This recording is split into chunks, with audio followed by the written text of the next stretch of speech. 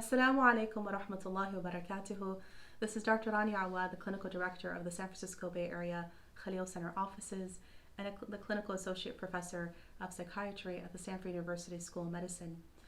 These days have been really difficult and confusing for many of us, and I'm hoping today to share with you a little bit about what to do to manage our anxiety and stress and the feeling of being very overwhelmed with everything that's happening.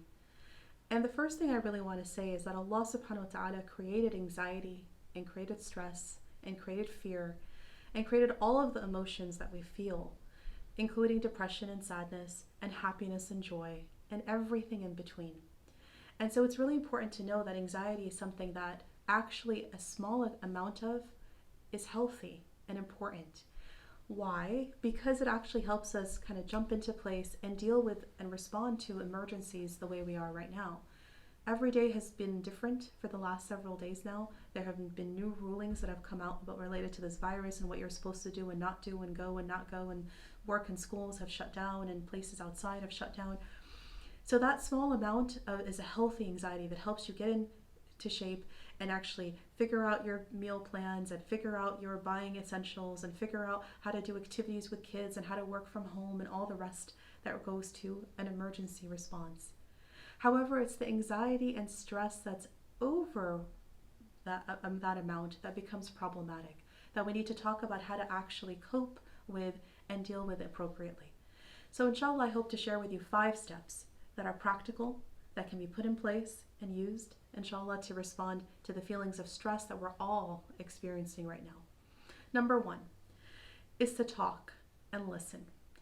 What I mean by talking is it's really important that you actually share with other people how you're feeling.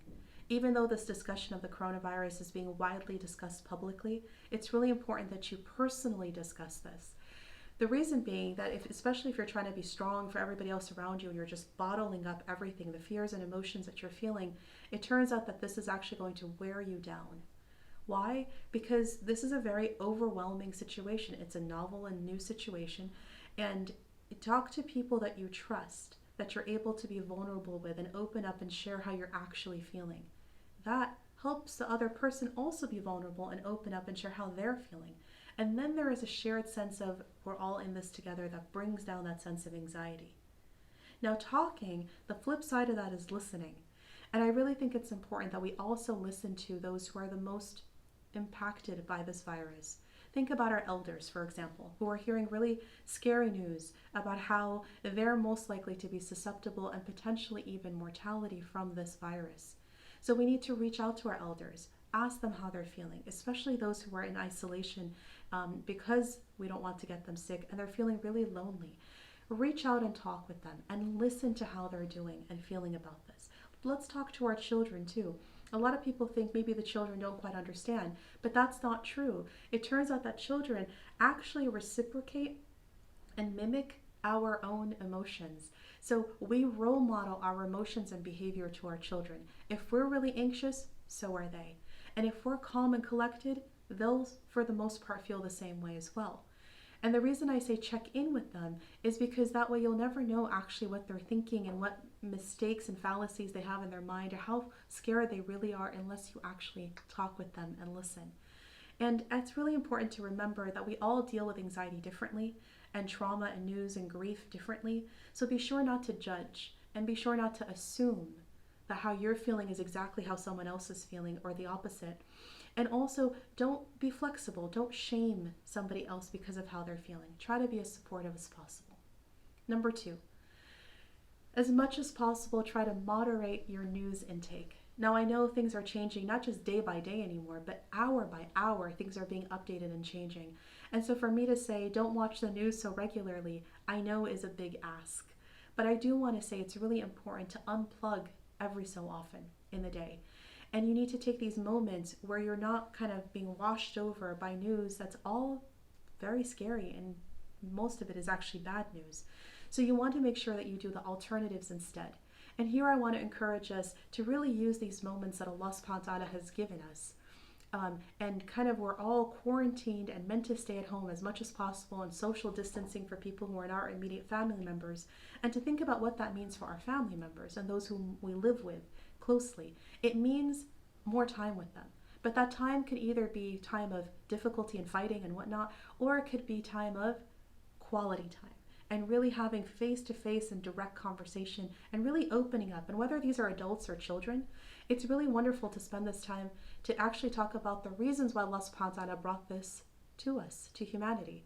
Now, we don't know all the reasons, but it's helpful to think about stories, for example, from the Sirah.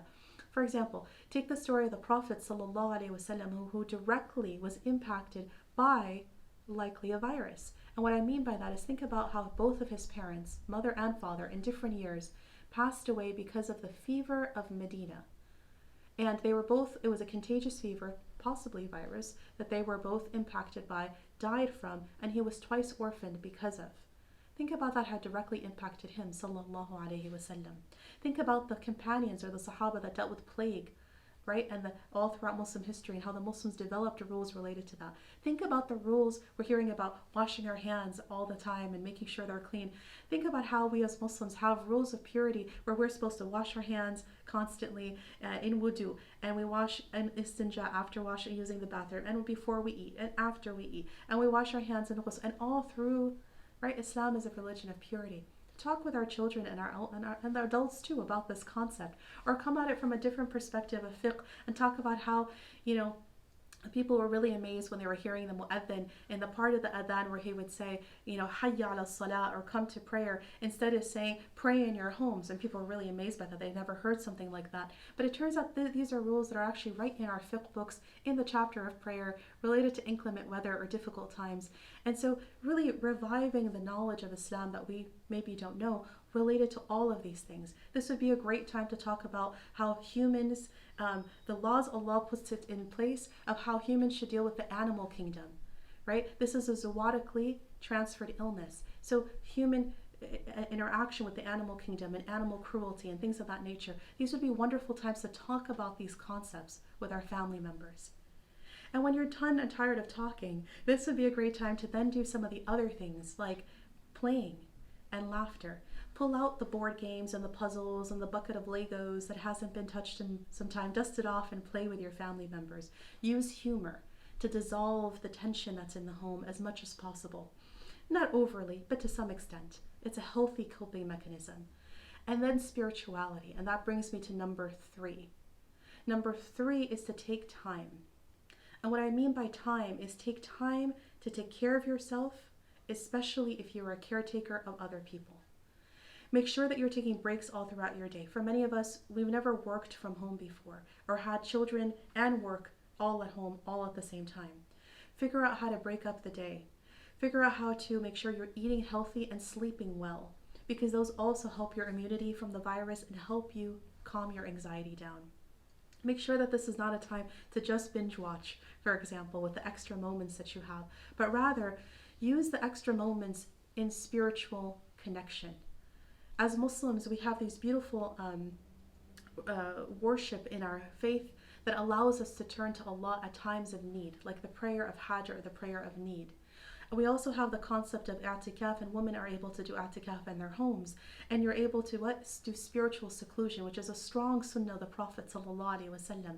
And even if it's not a formal i'tikaf, you're able to sit on the prayer rug a few times a day with each of your prayers and actually make dua. Ask Allah. This little virus that has brought us all to our knees, the whole world, globally, right? Think about how this little invisible thing, Allah brought it, but also has the ability to take it away. So think about these things spiritually. And I also want to remind you that, like one of my spiritual teachers would say, that the i'tikaf is like a valve on a pressure cooker that allows the steam to get out. And if you don't have that valve, it'll explode. So take these times to really focus in and contemplate on Allah subhanahu wa ta'ala and why He brought this to us, and to remember things like how it says in the Quran, لا يكلف الله نفسا إلا وسعها, that Allah subhanahu wa ta'ala will never burden a soul more than it can bear. So clearly He believes we can bear this. He also says, قُلْ لَن يُصِيبَنَا إِلَّا مَا كَتَبَ اللَّهُ لَنَا, that Allah will never send us something except that it's already written for us. Right? So clearly this has been written for us too, but we need to really reflect on the wisdom of why it's here. Number 4 is to take action. And what that means is to be actionable, and that really helps a lot of people reduce their anxiety. Basically, think about all the people who are vulnerable in the community, who need help. Think about the elderly who nobody's checking in on them. Maybe this is a time to be able to call them or to even FaceTime with them. Even the grandparents who the children can't visit because we don't want to get them sick, do video conferencing with them and check how they're doing. The elder sister or brother who's in the masjid that you used to know about and nobody really is checking in on, you call and check in on them, right? Figure out how you can actually help all of those who are needing groceries or meal trains. These are all things that actually help people reduce their anxiety, including children. Involve them in this, because it actually, when you feel a sense of control in helping to plan for these things, it brings your anxiety down. And also remember, this is a time to think and teach children about the lessons of all the things that we have been stockpiling, for example, and the Islamic lessons related to not hoarding and sharing. This would be a wonderful time to be able to take the extra bag of rice and the extra bag of beans and the extra sanitizer and the extra wipes and put together a care package for the person who doesn't have a shelter and is going to be more immunocompromised than us because they can't stay home because they don't have one, right? To be able to drop off these care packages to the person who is homeless or living paycheck by paycheck, or to give sadaqah, right? Charity in these times and in the wonderful campaigns that are out there helping folks that need extra assistance in this time. Number 5 is to get help. And by that I mean the first 4 things that I mentioned are going to help so many of us bring down our anxiety.